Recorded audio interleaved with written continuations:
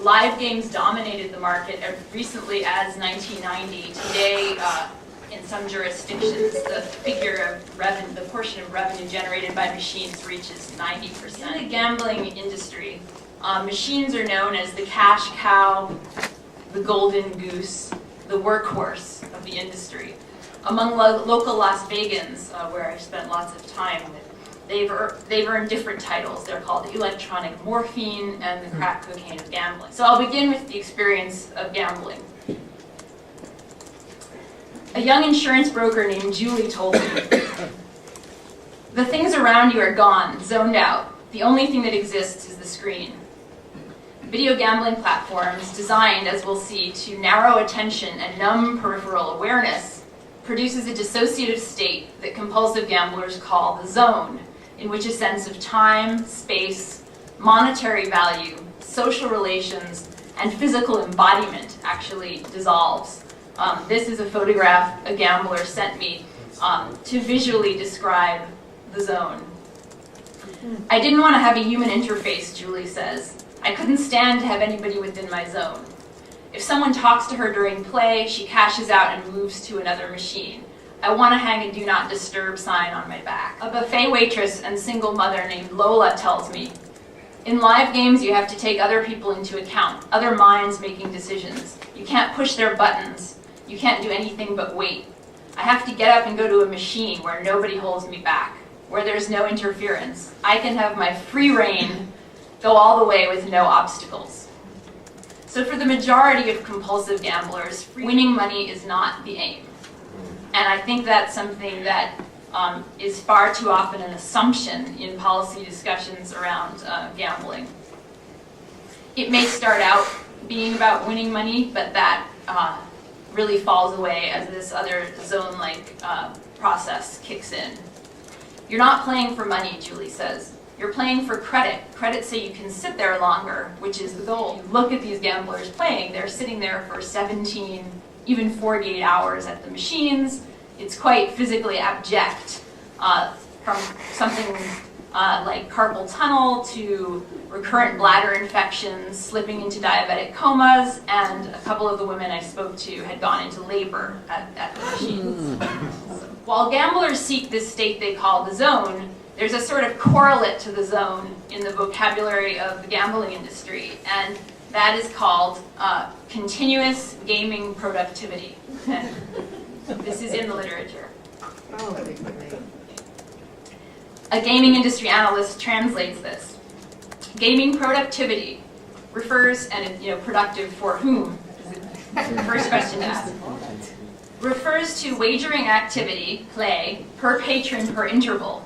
Expediting refers to advancing and facilitating gaming action so that players can be more productive because their play is faster, extends for a longer interval, and/or involves more dollars placed at risk per period than otherwise would be expected. So you have this very scientific language indicating these ways of harnessing technology, which is also in the literature, in the words of this consultant. One of the first ways that game developers sped up play was to replace gear-driven pull handles with electronic push buttons. "You can rest your hand on the button," said the president of Williams Industries. "You don't ever have to move your hand." And actually, the same consultant that I read from has calculated that push buttons expedite play from 300 to 600 games an hour, and in fact, the really experienced gamblers can play up to 900. The newest of machines feature touch screens that can sense the proximity of a finger without even requiring direct contact. So-called cashless machines reduce the time it takes to play by another 15%, allowing gamblers to pay off credits displayed on a digital meter rather than stopping to feed coins in one at a time. This coinless gambling didn't really reach its full potential until bill acceptors were the standards in the 1980s. So you could just put in large bills and start playing. And this was sort of the first step in a continuing evolution of sort of dematerializing money into this credit form that facilitates this uninterrupted flow of play. The idea is that players are more likely to recycle their winnings back into the machine. And they also compensate for these potential errors in the human body. Almost, and this stuff that I was sitting there reading sounded so much like the kind of 19th century factory scientific management treatises. Some players don't have very good motor skills. If you have a machine that takes 5 or 6 nickels, that's time the player is spending to put the coins in to make sure they register. Sometimes they drop them. That relates to dollars for the casino. Of course, now we're into the ticket in, ticket out phase, which has really made even bill acceptors, or will soon make them obsolete, and many live employees as well. So further colluding with gamblers' desire for speed to get in the zone, one company added what they called a dynamic play rate to their machines. And an engineer demonstrated this feature to me in his booth at the 2000 Gaming Expo, and it was these these animated hands that were dealing cards, and if you played slow, it dealt slow, but it would sort of detect how fast you were playing, and it would speed up to your play, and if you sped up fast enough, the hands would just disappear. And this feature would reset when there was a pause in play to sort of ready itself to conform to the unique speeds of the next player. So it's sort of this trend in further customizing the consumer experience.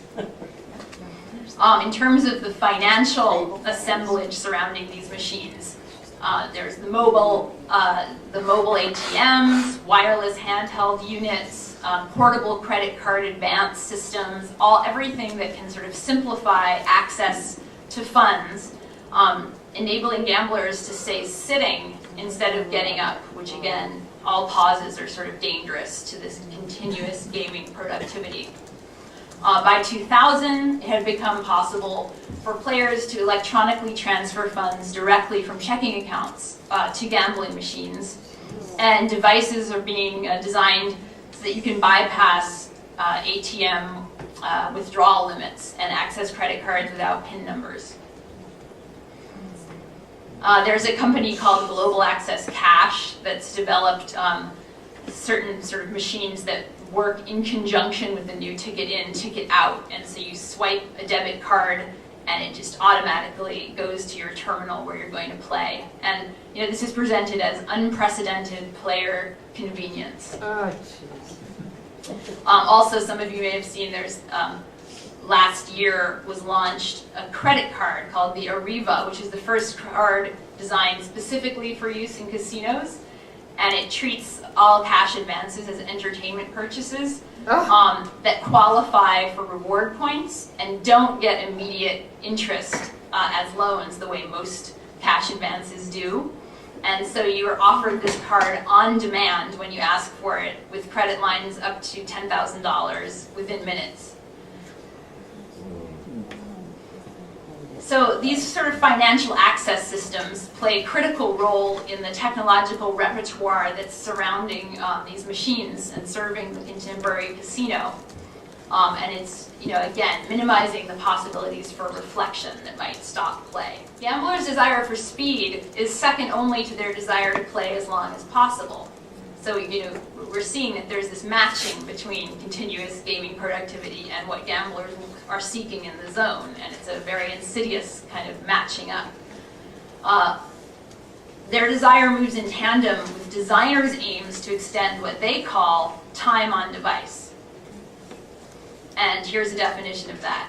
It's basically a matter of getting them into the seat and keeping them there. We need to keep them there longer. I'm trying to make the customer feel comfortable in their seat, feel in that cocoon.